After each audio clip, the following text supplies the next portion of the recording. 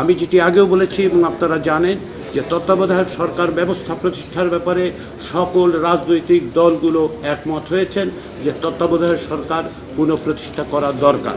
জাতীয় ঐকমত্য কমিশনের সঙ্গে রাজনৈতিক দলগুলোর আজকের আলোচনায় 3টি বিষয় আলোচ্য সূচি হিসেবে নির্ধারিত হয়েছিল। এগুলো হচ্ছে প্রধান বিচারপতির নিয়োগ, জরুরি অবস্থা এবং তত্ত্বাবধায়ক সরকার। এই 3টি বিষয়ে আলোচনা, বিশেষ করে প্রধান বিচারপতি নিয়োগ এবং জরুরি অবস্থা ঘোষণা, এই বিষয়ে আগেও খানিক দূর আলোচনা হয়েছিল। সেই আলোচনার একটু উপসংহারে আমরা উপনীত হতে পেরেছি। দুটো বিষয়ে ঐকমত্য প্রতিষ্ঠিত হয়েছে আজকে। এর একটি হচ্ছে প্রধান বিচারপতি নিয়োগ সংক্রান্ত, অপরটি হচ্ছে জরুরি অবস্থা ঘোষণা সংক্রান্ত।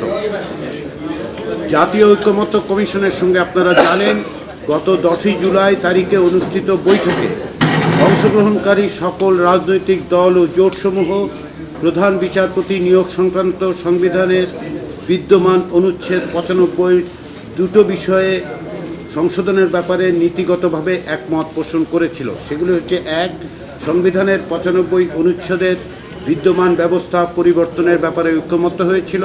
দ্বিতীয় সেটা হচ্ছে রাষ্ট্রপতি আপিল বিভাগের বিচারপতিদের মধ্য থেকে প্রধান বিচারপতি নিয়োগ করবেন।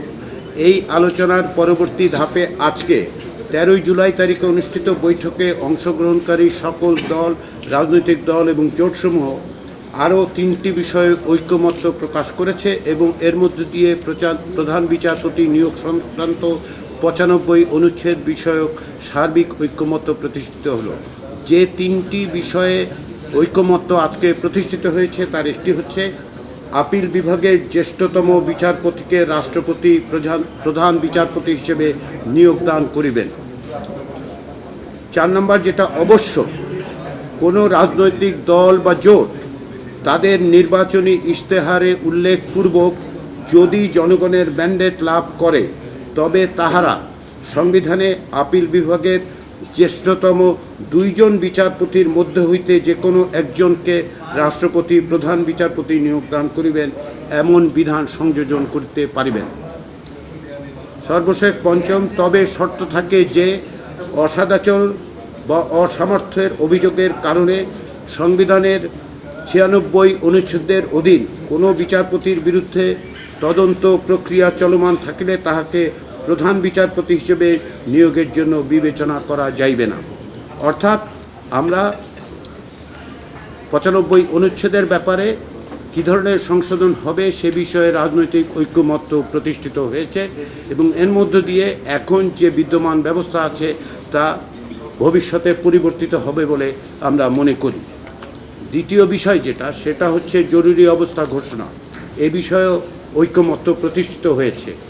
আমরা এ বিষয়ে 7ই জুলাই প্রথম আলোচনা করেছিলাম এবং সে সময় অংশগ্রহণকারী সব দল, রাজনৈতিক দল এবং জোটগুলো জরুরি অবস্থা ঘোষণা সংক্রান্ত 141 ক অনুচ্ছেদের দুটো বিষয়ে পরিবর্তনের ব্যাপারে একমত হয়েছিল, ঐকমত্য হয়েছিল।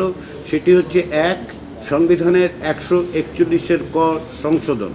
দ্বিতীয়, জরুরি অবস্থা ঘোষণা যেন রাজনৈতিক হাতিয়ার হিসেবে অপব্যবহার না হয়। এরপরে আজকে যে আলোচনা হয়েছে সেখানে রাজনৈতিক দল এবং জোটগুলো যে বিষয়ে ঐকমত্যে উপনীত হয়েছেন সেটা হচ্ছে সংবিধানের বিদ্যমান অনুচ্ছেদ 141 ক-এ যুক্ত করা হবে 3টি বিষয়।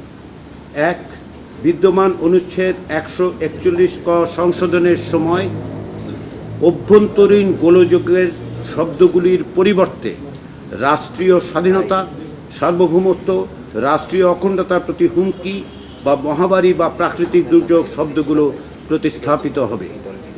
2, জরুরি অবস্থা ঘোষণার জন্য প্রধানমন্ত্রীর প্রতি স্বাক্ষরের পরিবর্তে মন্ত্রিসভার অনুমোদনের বিধান যুক্ত করে নিম্নোক্ত বিধান করা জন্য ঐকমত্য হয়েছে।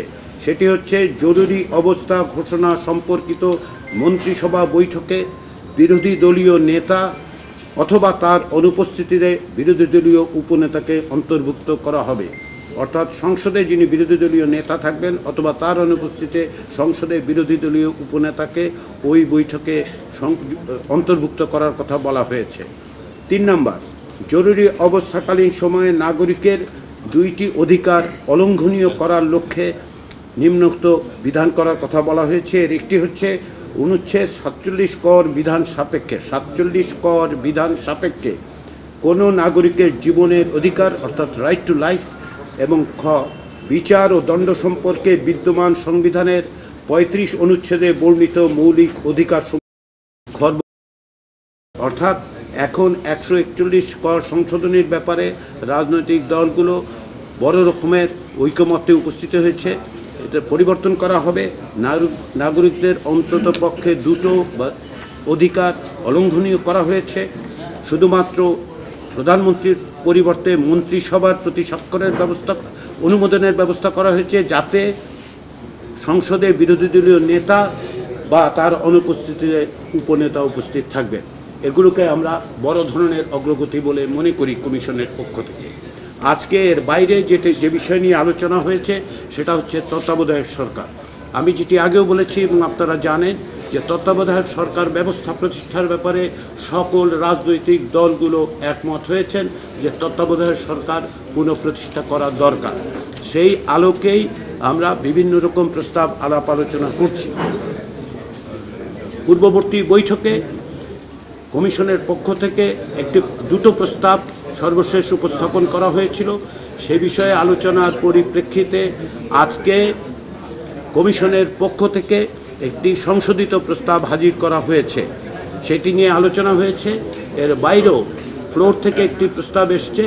এর অতিরিক্ত হিসেবে অতীতে একটি রাজনৈতিক দলের পক্ষ থেকেও একটি প্রস্তাব দেওয়া হয়েছিল, সেটি লিখিত আকারে উপস্থাপিত করা হয়নি আজকে, কিন্তু আমরা আশা করছি যে আগামী পরশুদিন এই বিষয়ে আমরা আলোচনা অব্যাহত রাখব এবং সেই আলোচনা অব্যাহত রাখার স্বার্থে কমিশনের পক্ষ থেকে যে প্রস্তাব, সেই প্রস্তাব প্রয়োজনে সংশোধন করা হবে, যার মধ্য দিয়ে ইতিমধ্যে যে সমস্ত প্রস্তাব ফ্লোরে উপস্থিত হয়েছে সেগুলোকে বিবেচনা করে এবং কমিশনের পক্ষ থেকে যে প্রস্তাব হাজির করা হয়েছে আজকে সেগুলোকে সমন্বিত করে আমরা একটি প্রস্তাব হাজির করতে পারবো বলে আশা করছি।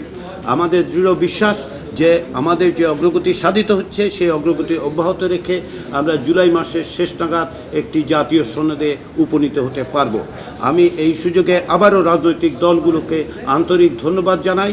তারা তাদের সাংগঠনিক কার্যক্রম সত্ত্বেও এবং বিভিন্ন রকম ব্যস্ততা সত্ত্বেও প্রতিদিন জাতীয় ঐক্যমত্য কমিশনের আহ্বানে উপস্থিত থাকছেন, আলোচনা করছেন, আন্তরিকভাবে আলোচনা করছেন, হৃদ্যতাপূর্ণভাবে আলোচনার মধ্যে দিয়ে পরস্পরের বক্তব্য অনুধাবন করার চেষ্টা করছেন।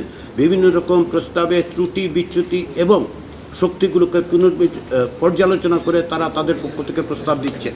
এতে এটা স্পষ্ট যে রাজনৈতিক দলগুলো একটি বড় রকমের ঐকমত্যে পৌঁছতে সর্বাত্মকভাবে চেষ্টা করছেন। তাদেরকে ধন্যবাদ, আপনাদেরকে ধন্যবাদ যে আপনারা সার্বিকভাবে আমাদেরকে সহযোগিতা করছেন এবং আমরা আশা করছি যে জুলাই মাসে